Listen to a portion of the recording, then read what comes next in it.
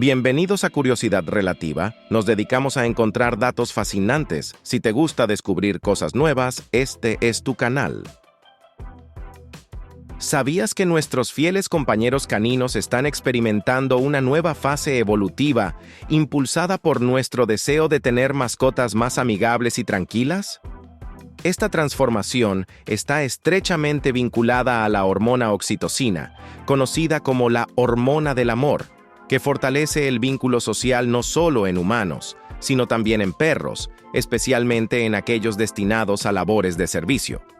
Un estudio realizado por la Universidad de Linköping en Suecia en 2017 reveló que la capacidad de los perros para interactuar socialmente y buscar ayuda depende de su sensibilidad genética a la oxitocina. En este experimento, se observó que los perros con una variante específica del receptor de oxitocina tendían a buscar más ayuda de sus dueños tras recibir un aerosol de oxitocina en la nariz, en comparación con aquellos que recibieron una solución salina neutra. Este hallazgo sugiere que, al igual que los humanos, los perros experimentan un bucle de retroalimentación positiva al interactuar con nosotros, fortaleciendo así nuestro vínculo mutuo. Este fenómeno puede considerarse como la tercera ola de domesticación canina. La primera ola ocurrió cuando los humanos eran recolectores y comenzaron a asociarse con lobos que mostraban menos agresividad y mayor disposición a convivir. La segunda ola coincidió con la revolución industrial, cuando los perros comenzaron a ser seleccionados por habilidades específicas como pastoreo o caza. Ahora, en esta tercera fase, buscamos compañeros que se adapten a un estilo de vida más sedentario y urbano, priorizando comportamientos dóciles y afectuosos. Sin embargo, esta evolución plantea desafíos. A medida que los perros y sus dueños pasan más tiempo en interiores, algunas conductas naturales de los canes pueden volverse inadecuadas o problemáticas. Por ejemplo, comportamientos como ladrar o morder objetos pueden ser malinterpretados como indisciplina, cuando en realidad son expresiones de su naturaleza y necesidades no satisfechas. Es esencial equilibrar la sobreprotección con una educación adecuada que brinde la libertad necesaria para su bienestar. Además, estudios recientes han demostrado que los perros poseen habilidades cognitivas y emocionales más complejas de lo que se pensaba. Por ejemplo, pueden interpretar nuestras expresiones faciales y tonos de voz, adaptando su comportamiento en consecuencia. Esta capacidad de empatía y adaptación es fruto de miles de años de convivencia y coevolución con los humanos. La relación entre humanos y perros es un claro ejemplo de cómo dos especies pueden influirse mutuamente en su evolución. Nuestra búsqueda de compañeros leales y afectuosos ha moldeado el comportamiento y la genética de los perros, mientras que ellos han influido en nuestra sociedad y cultura de maneras profundas. Sin embargo, es nuestra responsabilidad garantizar que esta evolución conjunta beneficie a ambas partes, respetando las necesidades naturales de nuestros amigos de cuatro patas. Entonces, la próxima vez que tu perro te mire a los ojos buscando atención o compañía, ¿te has preguntado cómo esta interacción ha sido moldeada por miles de años de evolución compartida y cómo puedes contribuir a su bienestar en esta nueva era de domesticación? ¿Sabías que el ADN mitocondrial, esa pequeña porción de material genético que heredamos exclusivamente de nuestras madres, guarda pistas fascinantes sobre cuándo desarrollamos la capacidad del lenguaje? Recientes estudios sugieren que, hace aproximadamente 135.000 años, nuestros ancestros ya poseían la habilidad de comunicarse de manera compleja, una característica que nos distingue de otros homínidos. Imagina que el ADN mitocondrial es como una cápsula del tiempo genética. A diferencia del ADN nuclear, que heredamos de ambos padres, el mitocondrial se transmite casi intacto, de madre a hijo, permitiendo a los científicos rastrear linajes maternos a lo largo de milenios. Al analizar estas secuencias, los investigadores han descubierto que todos los Homo sapiens compartimos una Eva mitocondrial, una antepasada común que vivió en África hace entre 100.000 y 200.000 años. Este hallazgo es crucial porque sugiere que, para entonces, nuestra especie ya había desarrollado la capacidad del lenguaje. Para ponerlo en perspectiva, es como si todos los idiomas actuales, desde el mandarín hasta el español, tuvieran raíces que se remontan a esa época. Esta habilidad para comunicarnos de manera compleja pudo haber sido una ventaja evolutiva significativa, facilitando la cooperación, la transmisión de conocimientos y la cohesión social. Además, la comparación con otras especies de homínidos, como los neandertales, nos ofrece una visión más clara. Aunque compartimos una gran parte de nuestro ADN con ellos, ciertas diferencias genéticas podrían haber influido en nuestras capacidades lingüísticas.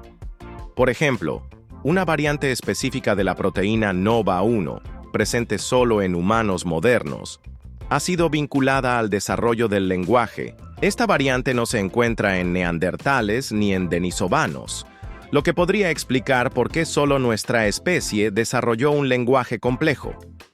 El estudio del ADN mitocondrial no solo nos revela cuándo adquirimos la capacidad del lenguaje, sino que también ilumina nuestras rutas migratorias y cómo nos dispersamos por el planeta. Por ejemplo, haplogrupos específicos del ADN mitocondrial han sido utilizados para rastrear las migraciones humanas desde África hacia otras partes del mundo. Entonces, al reflexionar sobre cómo una pequeña molécula en nuestras células puede desentrañar los misterios de nuestra capacidad para hablar y comunicarnos, surge una pregunta intrigante. ¿Qué otros secretos sobre nuestra evolución y naturaleza humana están aún ocultos en nuestro ADN, esperando ser descubiertos? ¿Sabías que muchas de las comodidades y estructuras que disfrutamos hoy en día tienen sus raíces en la antigua Roma? Los romanos fueron pioneros en numerosos aspectos que aún perviven en nuestra sociedad moderna. Por ejemplo, el derecho romano sentó las bases de los sistemas legales contemporáneos. Conceptos como la presunción de inocencia y el juicio por jurado provienen de su estructura jurídica. Imagina que cada vez que participas en un proceso legal, estás siguiendo principios establecidos hace siglos por los romanos. En cuanto a la ingeniería civil, los romanos destacaron en la construcción de acueductos, puentes y carreteras. Sus técnicas han influido en la infraestructura moderna, permitiendo el desarrollo de sistemas de transporte eficientes. Es como si cada autopista actual tuviera un poco del ingenio romano en su diseño. La arquitectura también lleva el sello romano. El uso de arcos, bóvedas y cúpulas en edificios emblemáticos alrededor del mundo refleja su legado. Por ejemplo, el Capitolio de Estados Unidos y la Basílica de San Pedro en el Vaticano muestran influencias directas de las técnicas arquitectónicas romanas. Además, los romanos fueron innovadores en la gestión del agua y la higiene pública. Desarrollaron baños públicos y sistemas de alcantarillado que mejoraron la salud y la calidad de vida de sus ciudadanos. Hoy en día, cada vez que abrimos un grifo o usamos una ducha, estamos utilizando conceptos que ellos implementaron hace milenios. La planificación urbana moderna también debe mucho a Roma. Ellos introdujeron el diseño de ciudades con calles en cuadrícula, plazas centrales y espacios públicos, conceptos que seguimos aplicando en la actualidad. Pasear por ciudades como Barcelona o Nueva York es experimentar la visión urbana que los romanos idearon. Incluso en el ámbito del entretenimiento, su legado es evidente. Los anfiteatros romanos, como el Coliseo, fueron precursores de los estadios deportivos modernos, donde multitudes se reúnen para disfrutar de espectáculos y eventos deportivos. Entonces, al reflexionar sobre cómo tantas facetas de nuestra vida cotidiana están influenciadas por innovaciones romanas, surge una pregunta intrigante.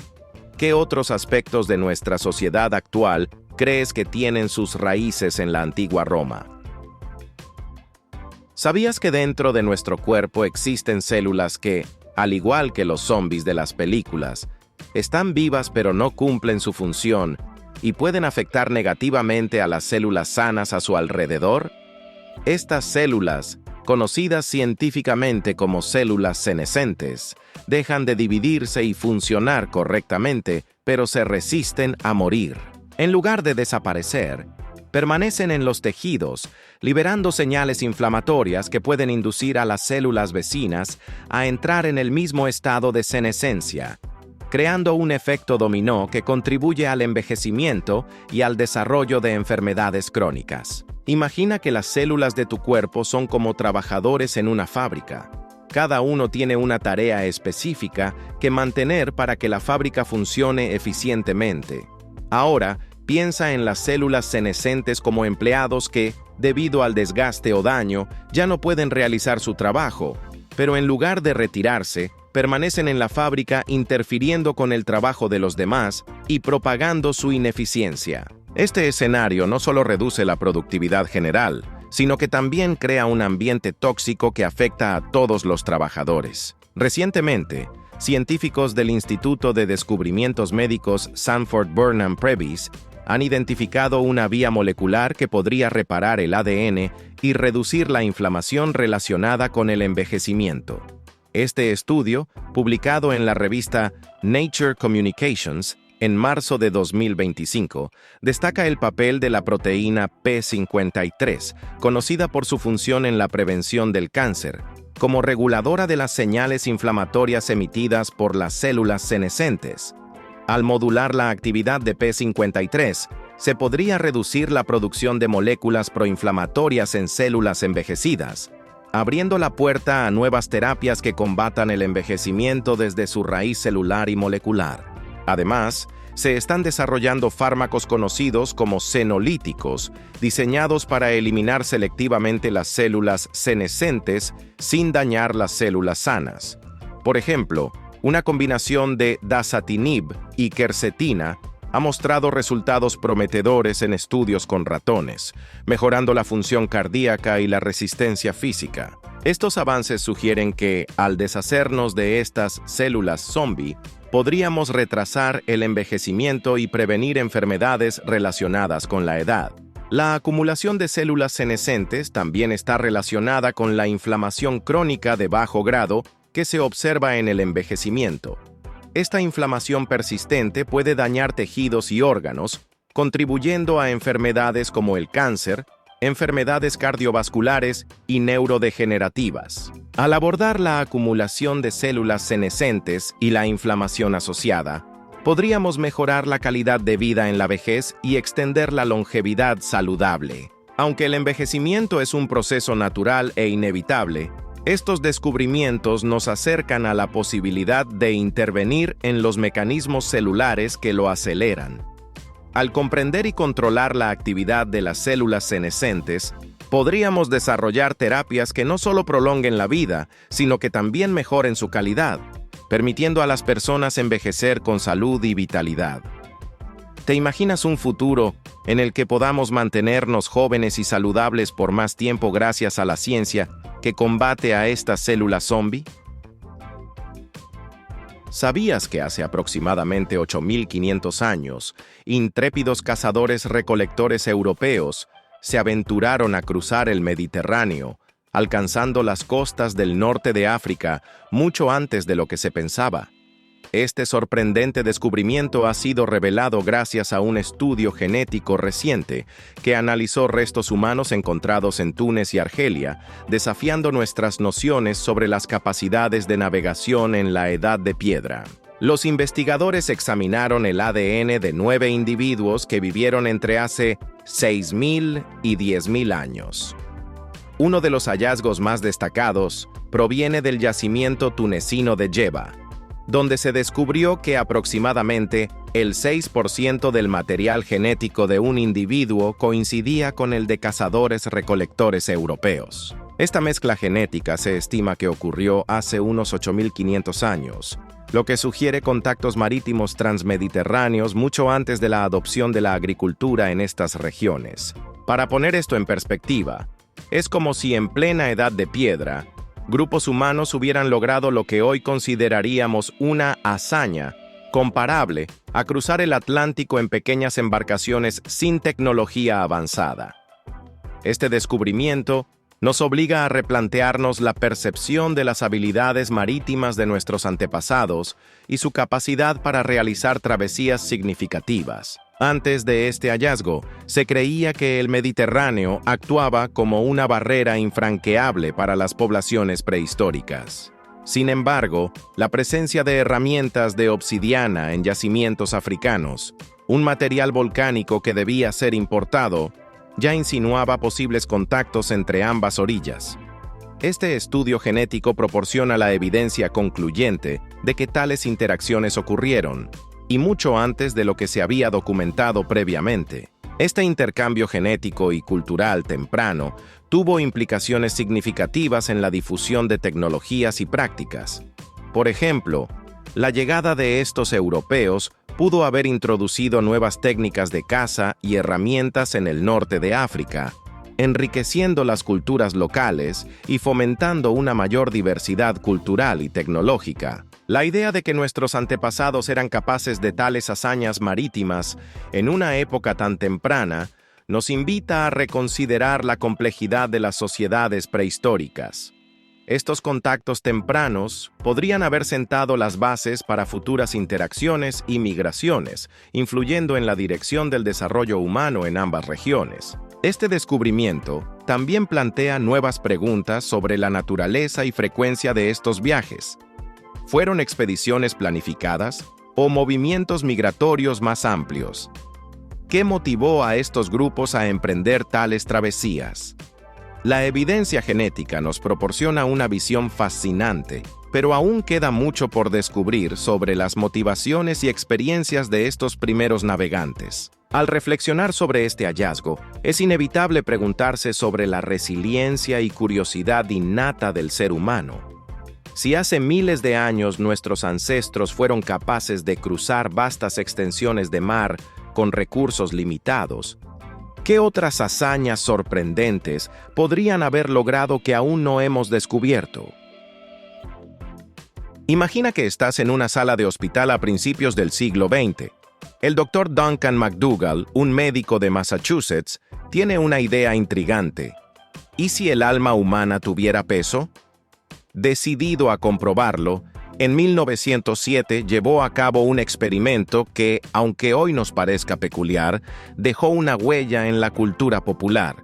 McDougall seleccionó a 6 pacientes en estado terminal, principalmente afectados por tuberculosis, una enfermedad común en esa época. Diseñó una cama especial equipada con una balanza de alta precisión para medir cualquier cambio mínimo en el peso corporal. La idea era sencilla: pesar a los pacientes justo antes y después de su fallecimiento para detectar alguna diferencia que pudiera atribuirse al alma dejando el cuerpo. Los resultados fueron curiosos. En promedio, McDougall registró una pérdida de peso de 21 gramos en el momento de la muerte. Para tener una referencia, 21 gramos es aproximadamente el peso de una moneda de 5 pesos o de una cucharada de azúcar. Este hallazgo llevó al médico a proponer que el alma humana podría tener una masa física que se desvanece al morir. Para reforzar su hipótesis, McDougall repitió el experimento con 15 perros, pero no observó ninguna pérdida de peso significativa en ellos.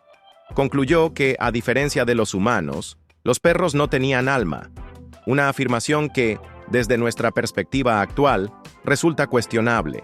Sin embargo, la comunidad científica de la época no tardó en criticar sus métodos y conclusiones. Las condiciones de los experimentos no eran ideales.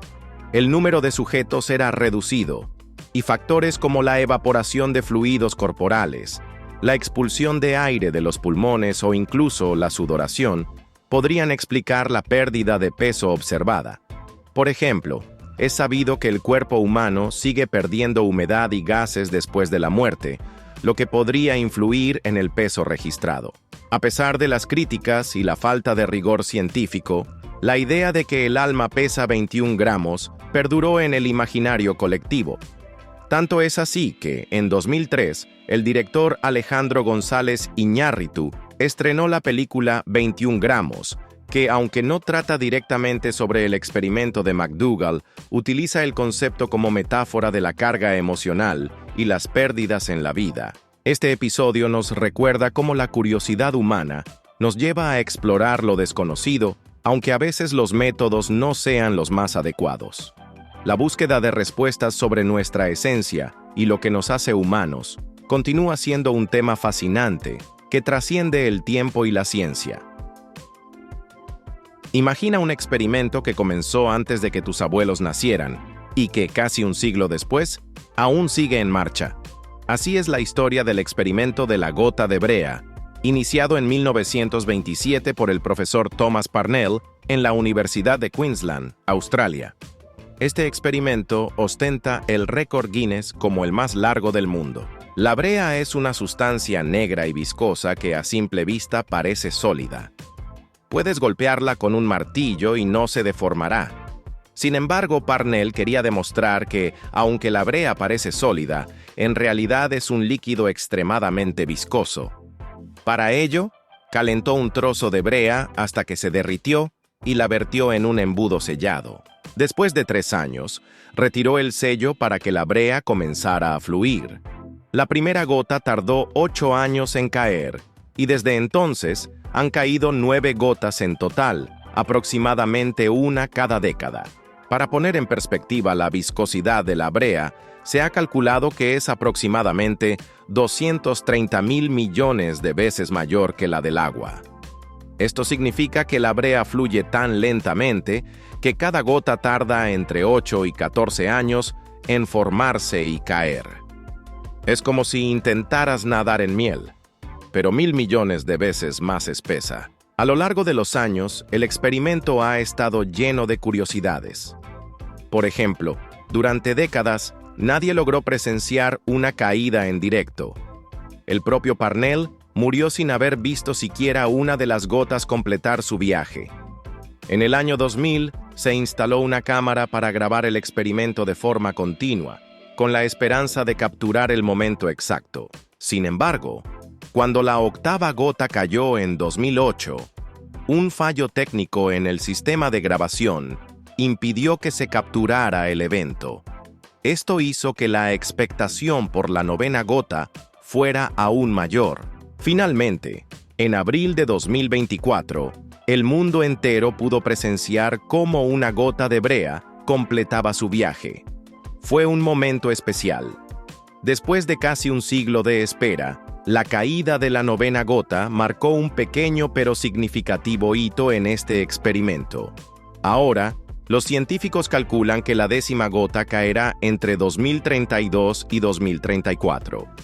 El experimento sigue expuesto en la Universidad de Queensland, accesible para todo aquel que desee admirarlo o intentar presenciar en directo la próxima caída. Este experimento nos enseña que la paciencia es una virtud en la ciencia y que las cosas no siempre son lo que parecen. Aunque la brea parece sólida, en realidad es un líquido que fluye extremadamente despacio. Así que, la próxima vez que te impacientes esperando a que el semáforo cambie a verde, recuerda que hay científicos que han esperado décadas para ver una sola gota caer. Imagina que estás en una noche de fogata, compartiendo historias espeluznantes, y alguien menciona que el cabello y las uñas siguen creciendo después de la muerte. Esta creencia ha circulado durante años, añadiendo un toque macabro a nuestra comprensión de lo que sucede tras el último suspiro. Pero ¿qué tan cierta es esta afirmación? Para que el cabello y las uñas crezcan, se requiere un proceso biológico activo.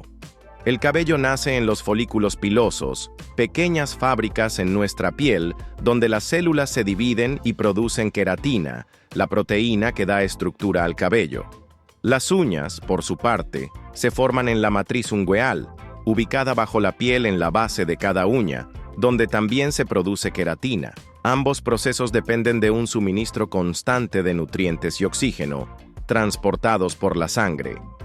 Al fallecer, el corazón deja de latir, cesa la circulación sanguínea y, por ende, se detiene el suministro de nutrientes y oxígeno, lo que impide cualquier crecimiento adicional del cabello y las uñas. Entonces, ¿de dónde proviene la idea de que siguen creciendo?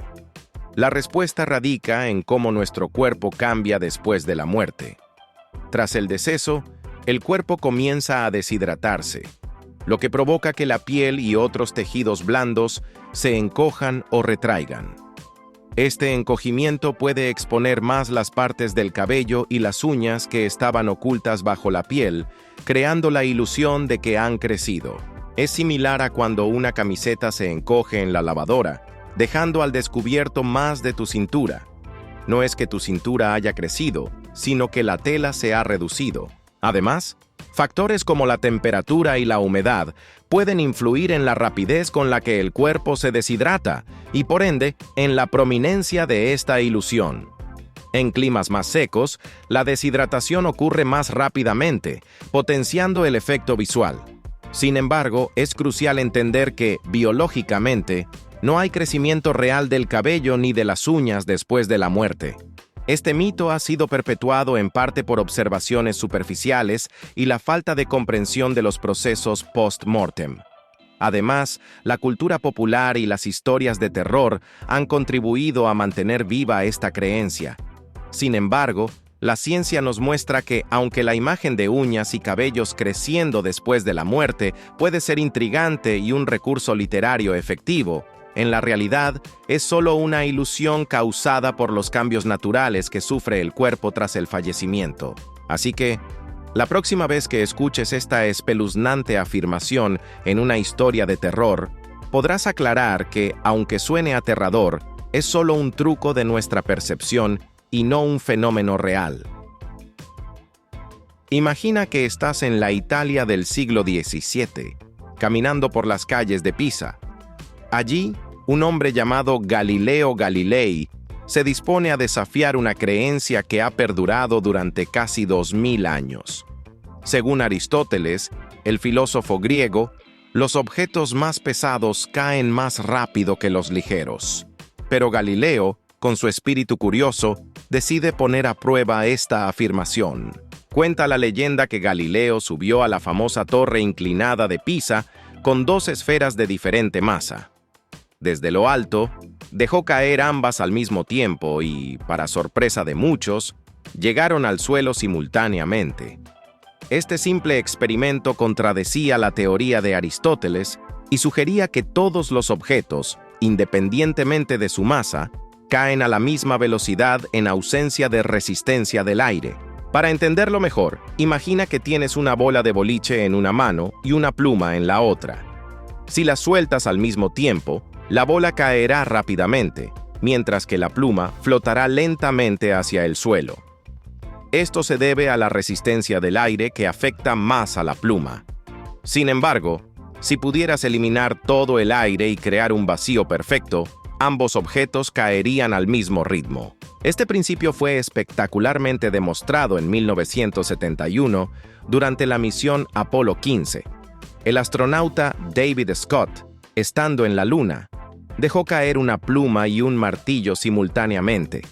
Debido a la ausencia de atmósfera en la Luna, ambos objetos tocaron el suelo al mismo tiempo, confirmando la teoría de Galileo y refutando la de Aristóteles. Este experimento lunar fue una forma divertida y educativa de demostrar un principio fundamental de la física.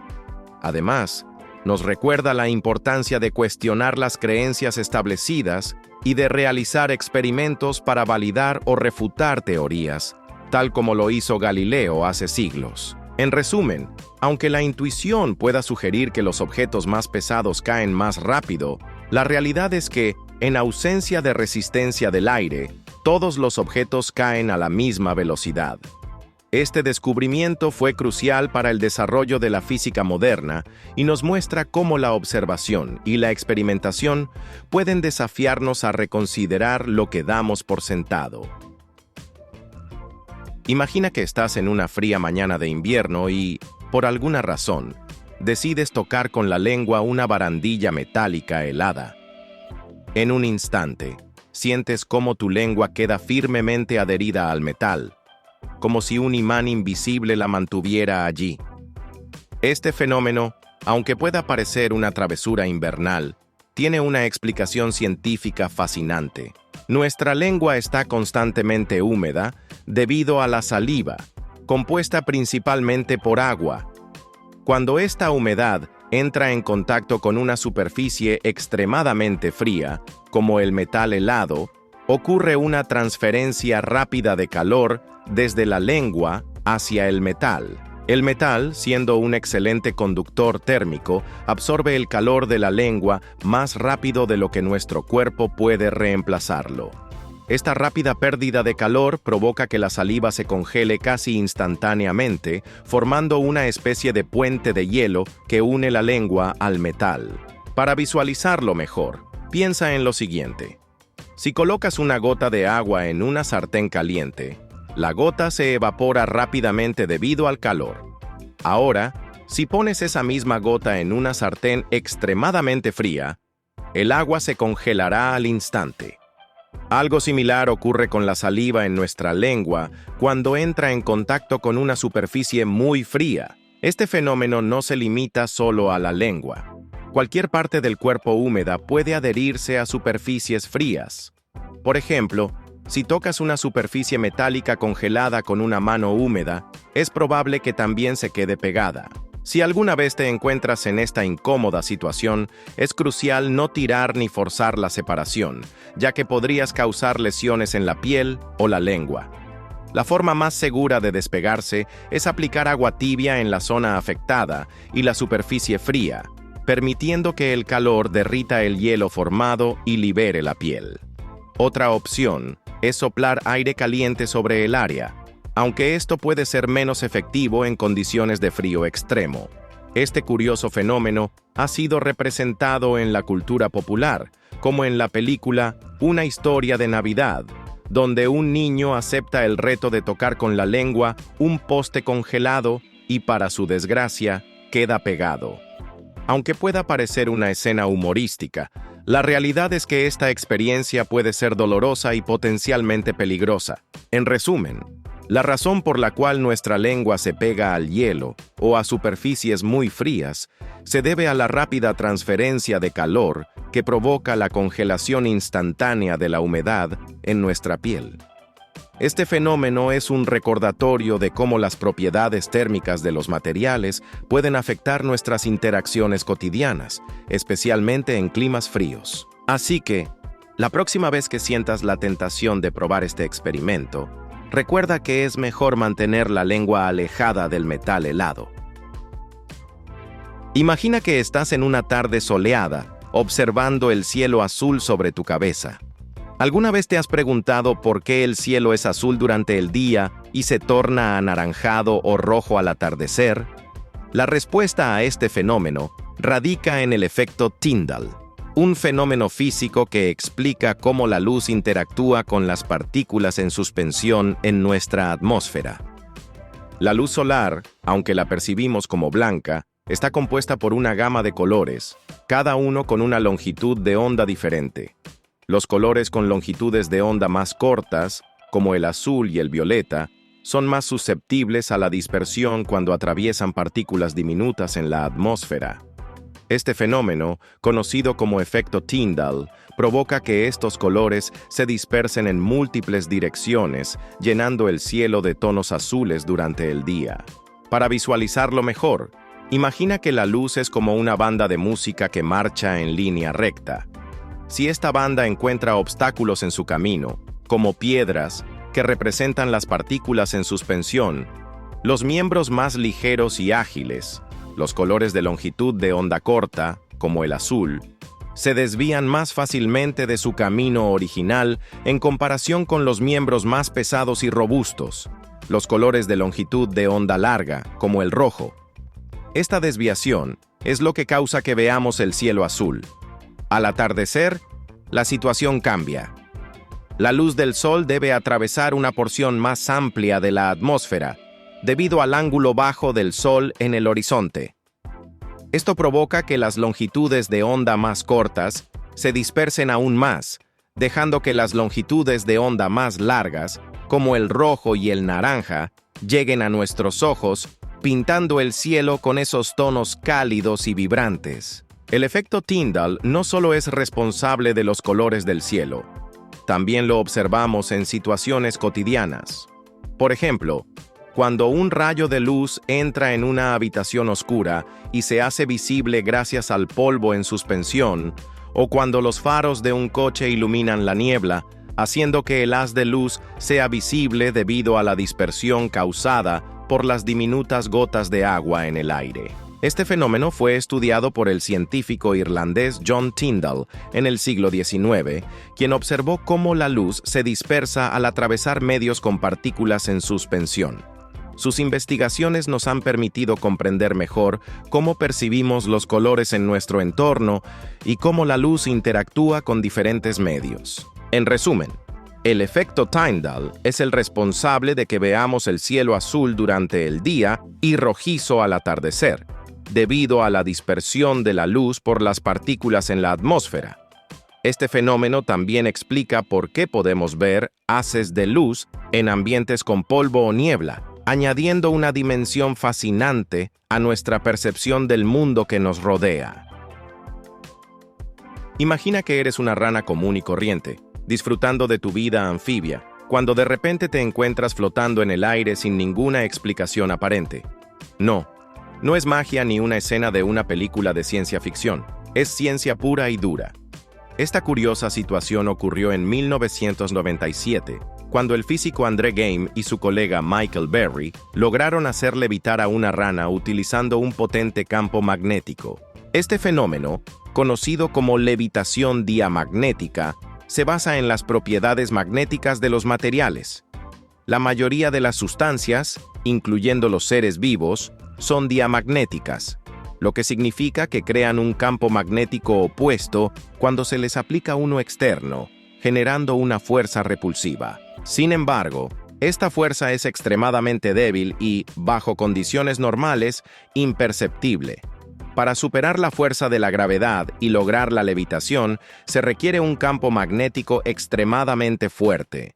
Para entenderlo mejor, imagina que la gravedad es como una mano gigante que nos mantiene pegados al suelo.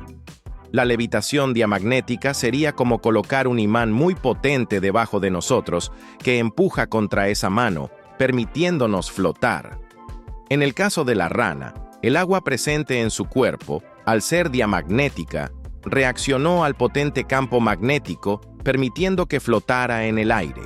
Lo más sorprendente es que este experimento no surgió de una búsqueda científica profunda, sino más bien de la curiosidad y el deseo de explorar los límites de la física. Geim y Berry realizaron este experimento como una especie de juego de laboratorio, sin imaginar que tendría repercusiones significativas. De hecho, este trabajo les valió en el año 2000 el premio Ig Nobel de Física, una parodia de los premios Nobel que celebra investigaciones inusuales o triviales que primero hacen reír y luego pensar. Pero la historia no termina ahí. La mente inquieta de Geim continuó explorando nuevas fronteras. En 2004, junto a Konstantin Novosiolov, aisló por primera vez el grafeno, una lámina de carbono de un átomo de grosor con propiedades extraordinarias.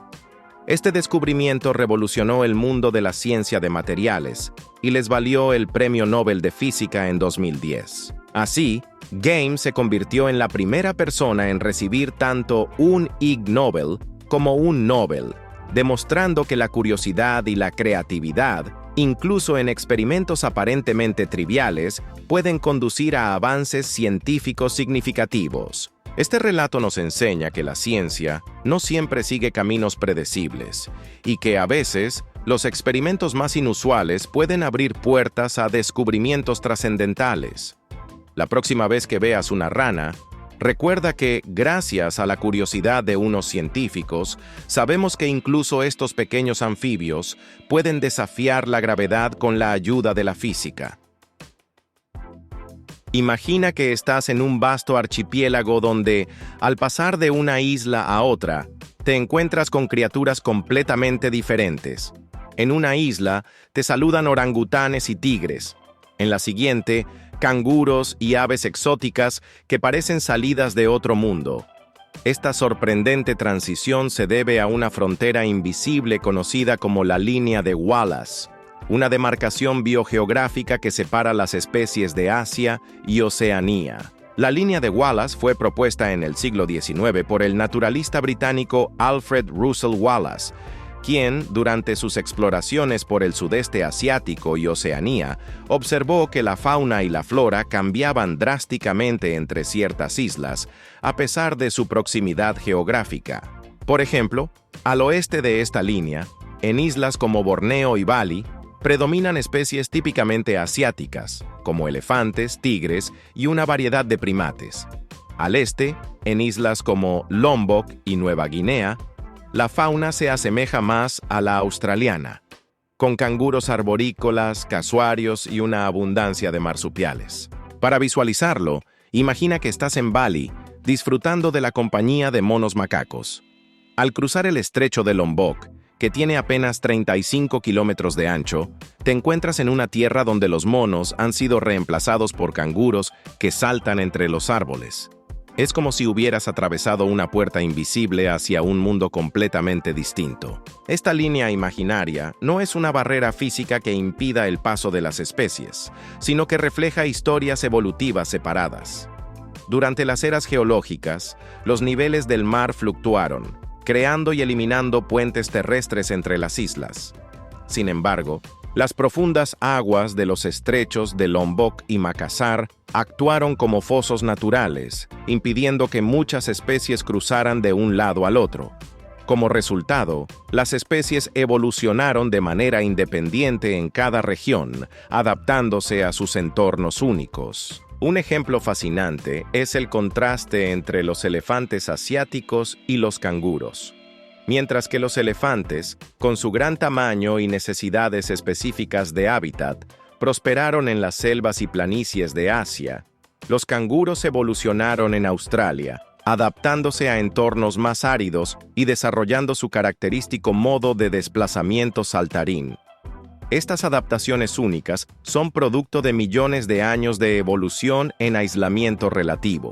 La línea de Wallace también ha sido objeto de mitos y malentendidos.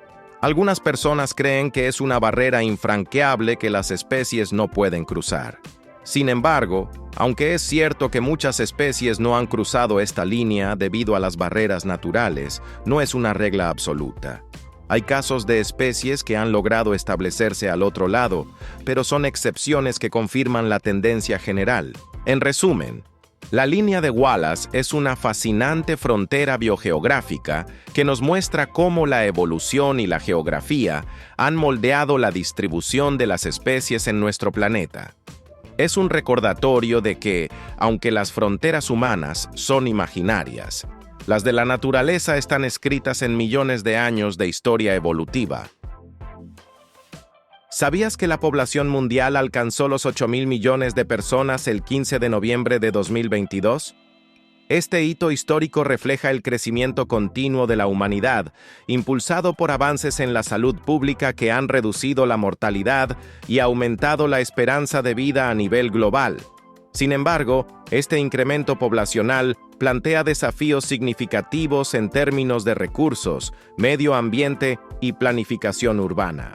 Según proyecciones de la ONU, se espera que la población mundial siga creciendo hasta alcanzar su punto máximo a mediados de la década de 2080, con aproximadamente 10.300 millones de personas.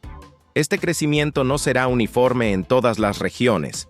Mientras que algunos países experimentarán aumentos significativos, otros podrían enfrentar disminuciones debido a bajas tasas de natalidad y envejecimiento de la población. Un ejemplo notable es India, que en 2024 se convirtió en el país más poblado del mundo, superando a China, con aproximadamente 1.450 millones de habitantes. Este cambio demográfico tiene implicaciones profundas en la economía, la política y la estructura social del país. Mientras tanto, regiones como Europa enfrentan desafíos relacionados con el envejecimiento de su población y la disminución de la fuerza laboral. La distribución de la riqueza también es un factor crítico en este panorama. Según un informe de Oxfam, las 3.000 familias más ricas del mundo controlan el 13% del PIB global, lo que equivale a 14 billones de dólares. Esta concentración de riqueza contrasta con la realidad de casi la mitad de la población mundial que vive en condiciones de pobreza extrema, exacerbando las desigualdades y limitando las oportunidades de desarrollo para millones de personas. Además, un estudio reciente sugiere que podríamos estar subestimando la población mundial por miles de millones debido a errores sistemáticos en los mapas de población rurales. Este fallo afecta a políticas sanitarias, planificación climática y distribución de recursos, ya que una parte significativa de la humanidad podría no estar siendo contabilizada adecuadamente. Para poner esto en perspectiva, si la población mundial fuera una ciudad, sería más de 1000 veces más grande que la Ciudad de México, que tiene alrededor de 8,8 millones de habitantes. Imagina una urbe que se extiende más allá del horizonte, con desafíos logísticos, ambientales y sociales monumentales. Este crecimiento masivo requiere soluciones innovadoras y una colaboración global sin precedentes para garantizar un futuro sostenible para todos. En este contexto, es crucial preguntarnos: ¿estamos preparados para afrontar los desafíos que conlleva una población mundial en constante crecimiento y cada vez más concentrada en áreas urbanas? La respuesta a esta pregunta determinará la calidad de vida de las generaciones futuras y la salud de nuestro planeta.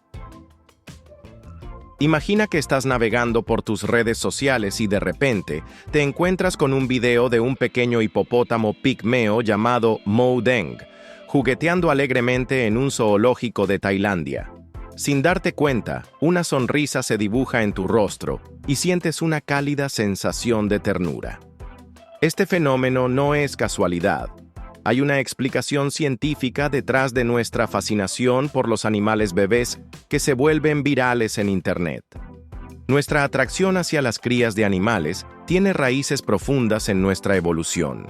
Los humanos, al igual que otros mamíferos, estamos programados para cuidar y proteger a nuestras crías debido a su vulnerabilidad en las primeras etapas de vida. Este instinto se activa al observar ciertas características físicas comunes en los bebés, tanto humanos como animales: cabezas grandes en proporción al cuerpo, ojos grandes y expresivos, y movimientos torpes. Estas señales desencadenan en nuestro cerebro respuestas de cuidado y protección. Para ilustrarlo, piensa en cómo reaccionas al ver a un cachorro de perro con sus orejas desproporcionadamente grandes y su andar tambaleante.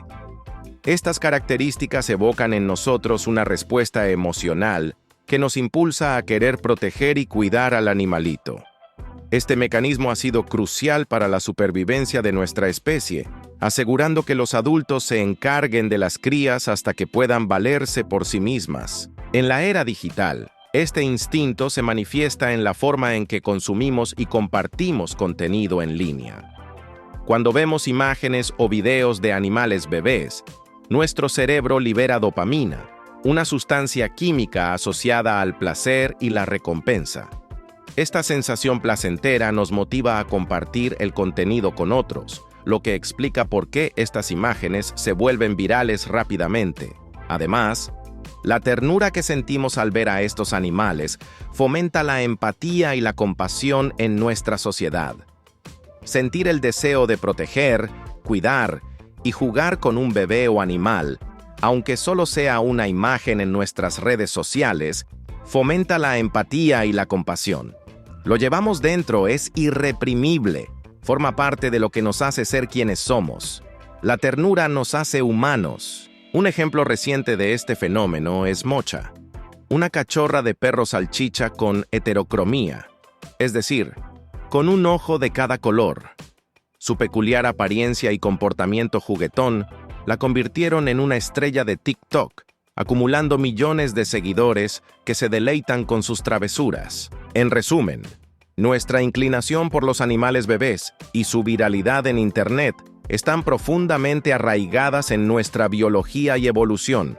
Estas adorables criaturas activan en nosotros respuestas emocionales que nos conectan con nuestro instinto de cuidado y protección, fomentando la empatía y reforzando los lazos sociales en nuestra comunidad digital.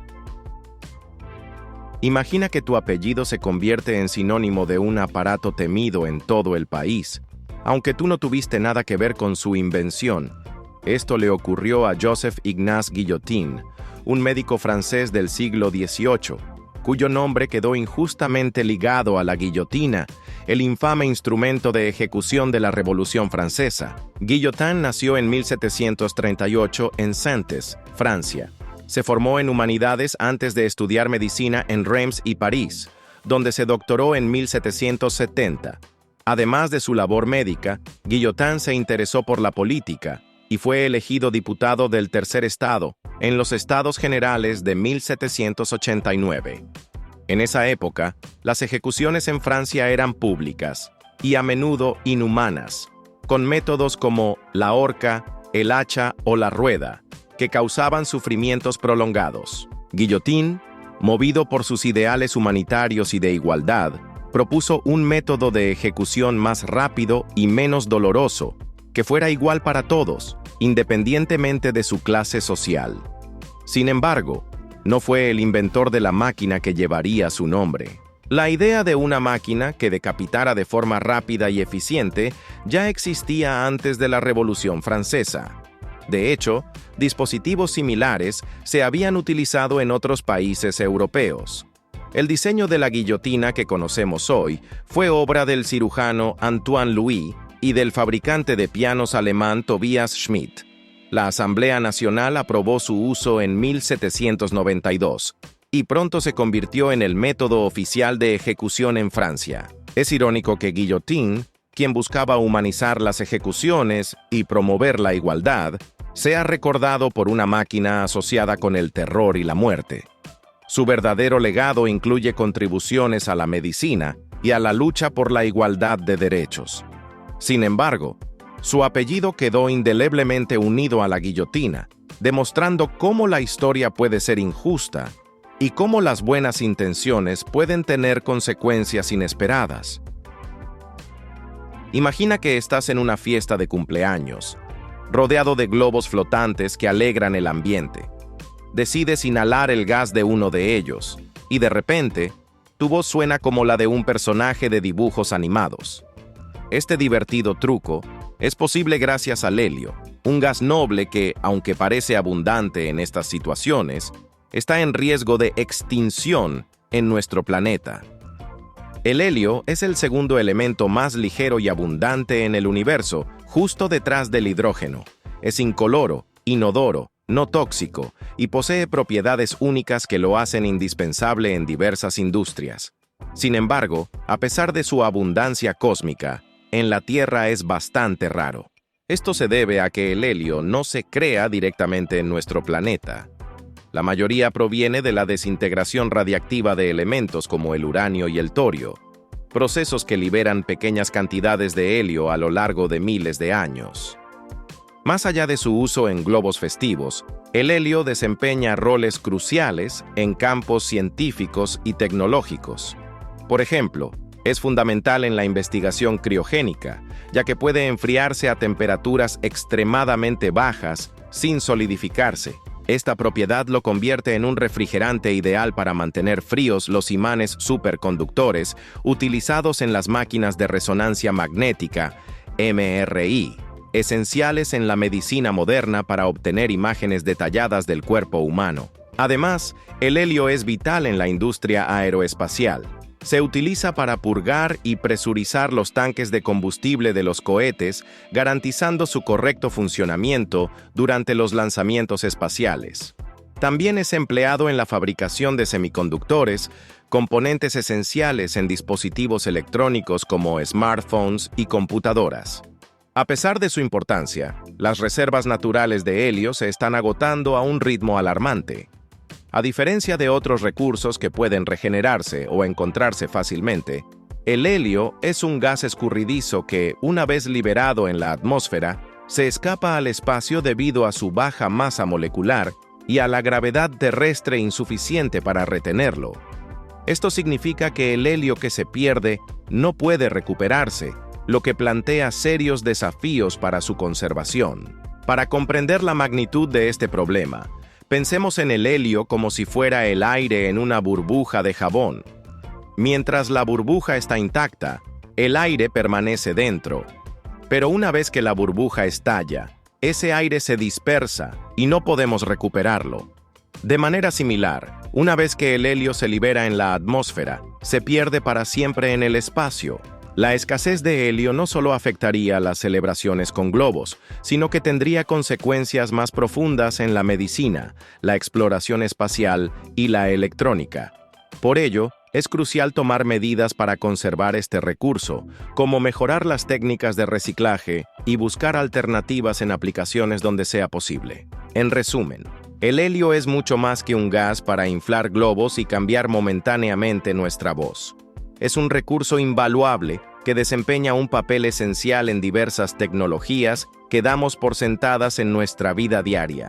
Su conservación es fundamental para garantizar que podamos seguir disfrutando de estos avances en el futuro. Imagina que estás en una habitación completamente oscura, donde no puedes ver ni tus propias manos. Esa es la sensación que provoca el Vantablack, un material tan oscuro que absorbe el 99.96% de la luz visible que incide sobre él.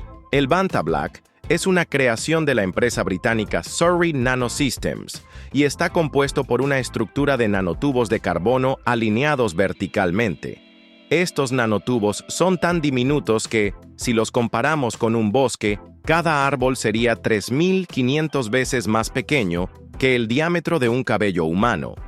Cuando la luz entra en este bosque de nanotubos, queda atrapada, rebotando entre ellos hasta ser absorbida casi por completo.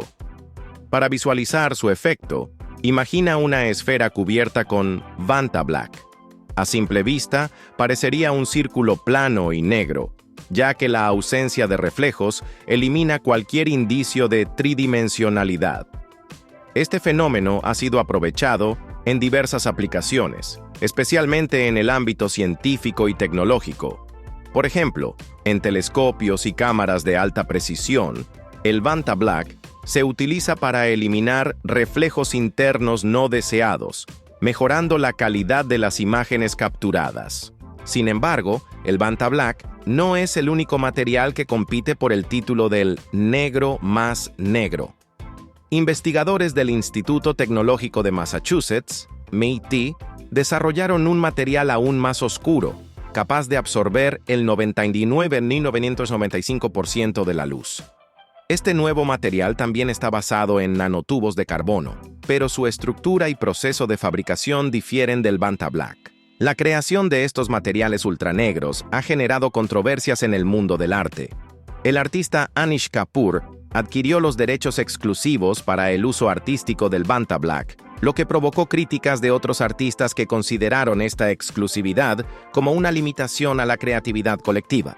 En respuesta, el artista Stuart Semple desarrolló su propia versión de un pigmento negro intenso, disponible para cualquier persona excepto Kapoor, en una especie de venganza artística. Además de sus aplicaciones prácticas y controversias artísticas, estos materiales nos invitan a reflexionar sobre nuestra percepción del color y la luz. El negro absoluto es, en esencia, la ausencia total de luz, y al observar objetos cubiertos con Vantablack o materiales similares, nuestro cerebro lucha por interpretar su forma y profundidad debido a la falta de señales visuales habituales. En resumen, la búsqueda del negro más negro ha llevado a avances significativos en la ciencia de los materiales, desafiando nuestras percepciones y abriendo nuevas posibilidades en campos que van desde la astronomía hasta el arte contemporáneo. Imagina que estás en una competencia de lentitud, donde el objetivo es moverse lo menos posible. En este escenario, el perezoso sería el campeón indiscutible. Estos fascinantes mamíferos, originarios de los bosques tropicales de Centro y Sudamérica, han perfeccionado el arte de la parsimonia hasta niveles insospechados. Los perezosos pasan la mayor parte de su vida colgados boca abajo en las ramas de los árboles, moviéndose tan despacio que incluso las plantas trepadoras podrían adelantarlos. Pueden dormir hasta 20 horas al día y, Cuando están despiertos, su dieta se basa en hojas y ramas bajas en calorías, lo que justifica su ritmo pausado. De hecho, recorren como mucho unos 28 metros diarios, lo que equivale a menos de la mitad de una piscina olímpica. Esta lentitud no es solo una cuestión de pereza, es una estrategia de supervivencia. Al moverse despacio y permanecer inmóviles durante largos periodos, los perezosos evitan ser detectados por sus depredadores naturales, como jaguares, nutrias, pumas, águilas y anacondas. Si se aventuraran a moverse rápidamente por el suelo, serían presas fáciles. Curiosamente, los perezosos solo descienden al suelo una vez por semana para hacer sus necesidades. Este ritual, que podría parecer una desventaja, tiene su propósito. Al defecar en la base de los árboles, contribuyen a fertilizar el suelo y a mantener su hábitat saludable. Además, este comportamiento favorece la reproducción de ciertas polillas que viven en su pelaje, creando un ecosistema en miniatura sobre su cuerpo. Sin embargo, hay una actividad en la que los perezosos rompen con su reputación de lentitud: la reproducción. Sorprendentemente, la cópula de estos animales dura menos de 1 minuto, demostrando que, cuando se trata de perpetuar la especie, no pierden el tiempo. En resumen, los perezosos son maestros de la eficiencia energética y la discreción. Su estilo de vida pausado les permite sobrevivir en un mundo lleno de peligros, demostrando que, a veces, la lentitud y la calma son las mejores estrategias para enfrentar la vida. Imagina que estás en una carrera donde cada milisegundo cuenta, y necesitas un cronómetro tan preciso que pueda medir hasta la más mínima fracción de tiempo. Los relojes atómicos son esos cronómetros ultrafinos que nos permiten medir el tiempo con una precisión asombrosa, mucho más allá de lo que cualquier reloj convencional podría lograr. Mientras que los relojes tradicionales, como los de péndulo o los de cuarzo, dependen de mecanismos físicos que pueden verse afectados por factores externos, como la temperatura o la gravedad. Los relojes atómicos utilizan las propiedades intrínsecas de los átomos para medir el tiempo. Específicamente, se basan en las transiciones energéticas de los electrones dentro de un átomo. Por ejemplo, el reloj atómico de cesio mide el tiempo observando la frecuencia de radiación que emiten los electrones al cambiar de nivel de energía. Esta frecuencia es extremadamente constante, lo que permite una medición del tiempo increíblemente precisa. Para ponerlo en perspectiva, un reloj atómico de cesio puede mantener una precisión tal que solo perdería 1 segundo cada 30 millones de años. Esto es como si tu reloj de pulsera no se desviara ni 1 segundo desde la época en que los dinosaurios caminaban por la Tierra hasta hoy. Esta precisión es esencial en aplicaciones modernas como el GPS, donde incluso una desviación de 1 nanosegundo podría traducirse en errores de ubicación de varios metros. Recientemente, científicos han desarrollado relojes aún más precisos. Por ejemplo, en el Observatorio de París, se está diseñando un reloj que tardaría 52 millones de años en desfasarse 1 segundo. El objetivo es aumentar ese plazo a 32.000 millones de años, lo que supera la edad estimada del universo. Además, investigadores del Instituto Nacional de Estándares y Tecnología, NIST, en Estados Unidos, han creado relojes que perderían 1 segundo cada 3.700 millones de años, acercándonos a una precisión casi absoluta. Estos avances no solo mejoran la precisión en la medición del tiempo, sino que también tienen aplicaciones prácticas significativas. Por ejemplo, el Pentágono ha aprobado la implementación de un nuevo reloj atómico más rápido para mejorar la sincronización en los sistemas de defensa, adjudicando un contrato de $11 millones a la empresa Inflection. Además, el ejército del Reino Unido se está preparando para implementar relojes atómicos cuánticos, fabricados localmente, que ofrecerán una precisión temporal sin precedentes, esencial para actividades de inteligencia, vigilancia y navegación en áreas hostiles. En resumen, los relojes atómicos representan el pináculo de la medición del tiempo, permitiéndonos sincronizar nuestras tecnologías con una precisión que antes solo podíamos imaginar.